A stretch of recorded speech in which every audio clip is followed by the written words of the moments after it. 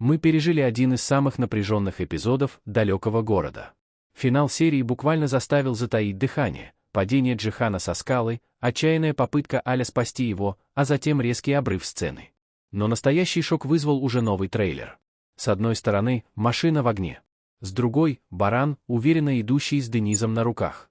И главный вопрос – где Джихан? Разберем ситуацию по порядку. Сцена падения стала не просто экшен-моментом, а эмоциональным переломом. Поведение Аля показало, что ее связь с Джиханом давно вышла за рамки вынужденного союза, это уже вопрос судьбы. Именно поэтому момент взрыва в трейлере выглядит как намеренная манипуляция зрительскими ожиданиями. Важно обратить внимание на деталь. В машине, скорее всего, никого не было в момент взрыва. Мы видим Аля в последующих кадрах, значит, она жива. Отсутствие Джихана в трейлере не равно его гибели. Наоборот, это классический прием удержания интриги. Вероятнее всего, за секунды до детонации им удалось выбраться. Джихан мог оттолкнуть Аля в безопасную зону, сам получив более серьезные травмы. Логичный сценарный ход – тяжелое состояние, больница, временное исчезновение из кадра. Теперь о линии барана. Ключевая дата – 16 февраля, судебное заседание по разводу. Судя по развитию событий, Аля действительно добилась расторжения брака, используя весомые доказательства. Однако прошлый эпизод с попыткой побега сыграл против нее.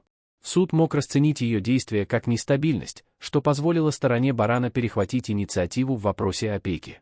Сцена, где баран забирает Дениза с полицией, особенно показательна. Отсутствие Джихана в этот момент критично. Если бы он был рядом, ситуация вряд ли сложилась бы так.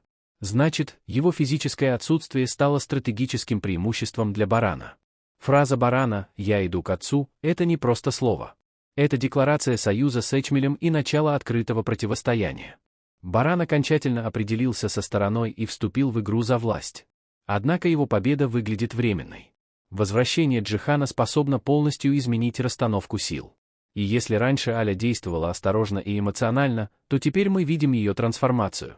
Сцена на обрыве стала психологическим переломом, она больше не убегает, не отступает, а идет до конца.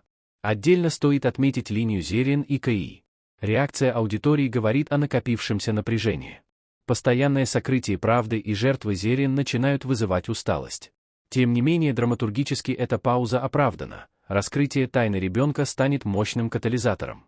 Когда Кая узнает правду, последствия будут масштабными. В итоге мы имеем несколько параллельных линий, сходящихся в одну точку. Джихан, вероятно, жив, но временно выведен из активной борьбы. Баран усилил позиции через суд и союз с Эчмелем. Аля проходит личную трансформацию. Секрет Зерин близок к раскрытию. Сериал выходит на стадию стратегической войны, где эмоции постепенно уступают место расчету.